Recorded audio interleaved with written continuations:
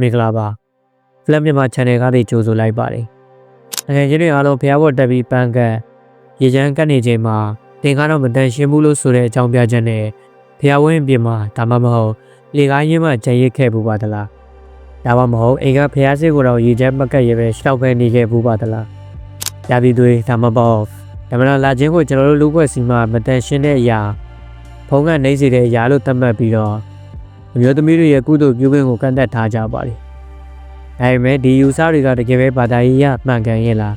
။ဒါမှမဟုတ်တာအမျိုးသမီးတွေအပေါ်ဖိနှိပ်ထားတဲ့ရှေးအောင်ဆွဲတွေလား။ဒီနေ့ဗီဒီယိုမှာတော့ရာသီသွေးရဲ့တဘာဝမှန်ဗုဒ္ဓတရားတော်ရဲ့တန်ရှင်းခြင်းဆိုင်ရာအဓိပ္ပာယ်ဖွင့်ဆိုချက်နဲ့ဒီယူမားတွေဘယ်ကနေစတင်ခဲ့တယ်လဲဆိုတာကိုပြင်ပြပေးတင်ဆက်သွားမှာဖြစ်ပါတယ်။ဒီအစုံသိပ္ပံနီးကြကြည့်အောင်ပါ။ရာသီသွေးဆိုတာဘာလဲ။ဒါတရင်တွင်းနေရန်ကကွာခြားလာတဲ့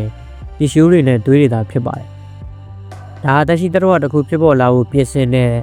တဘာဝရဲ့အံဝါစရာဖြစ်စဉ်တစ်ခုပါ။ဒါနာကထွက်တဲ့သွေး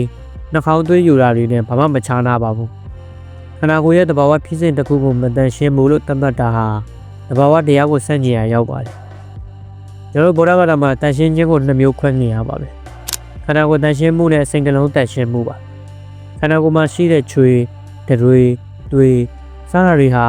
အန္တရာတရားတွေသာဖြစ်ပါတယ်။ဒါတွေရှိနေုံနဲ့ကုသိုလ်လုပ်လို့မရဘူးဆိုတာဟာ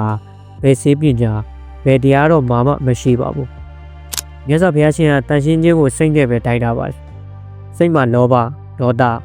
မောဟကင်းနေရင်ဒါဟာအစစ်မှန်တန်ရှင်းခြင်းပါ။ဘုရားရှင်လက်ထက်မှာမျိုးသမီးယဟန္တာပေါင်းများစွာပေါ်ထွန်းခဲ့ပါတယ်။သူတို့လည်းလူသားမျိုးသမီးတွေမို့ဓမ္မရာလာခဲ့ကြမှာပါ။အဲ့ဒီချိန်မှာသူတို့တရားမမှတ်ရဘူး။ကုသိုလ်မလုပ်ရဘူးလို့ဘုရားရှင်ကတားမြစ်ခဲ့ဘူးပါသလားလုံးဝမရှိပါဘူးမဟာဥပဒကမာကြီးဝိတခါဟာသောတာပန်ဖြစ်တယ်လို့ဘုရားရှင်ကိုမြေပပြက်လှုပ်ကြွေးပြုစုခဲ့သူပါသူလည်းဓမ္မရာလာတဲ့ရက်တွေရှိမှာပါပဲ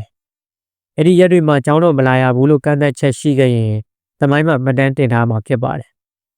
ဒါပေမဲ့ကုသိုလ်ပြုခြင်းမှာရက်ရှောင်ရမယ်ဆိုတာဘုရားရှင်ရဲ့ဝဏ္ဏီတော်တွေမှာမတွေ့ရပါဘူးလူအများစုကြောက်ကြတာကဖះကရင်ဖုံးနေမယ်ဆိုတာပါပဲတကယ်တော့ဖះရုပ်ပွားတော်ဆိုတာတတိယစရာထိမ့်မှန်ဩဒိတစေတီတာဖြစ်ပါတယ်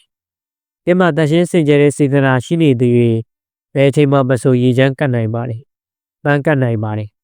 တင်းရဲ့ကုသိုလ်ဟာတင်းရဲ့ဇီဝကံမှာဖြစ်စဉ်ကြောင့်ရောကြသွားမှာမဟုတ်ပါဘူးဒါဆိုရင်ဒီယူဆတွေကဘယ်ကစတာလဲရှေးခေတ်ကအခုခေတ်လိုမျိုးသမီးသုံးပစ္စည်းတွေမရှိခဲ့ပါဘူး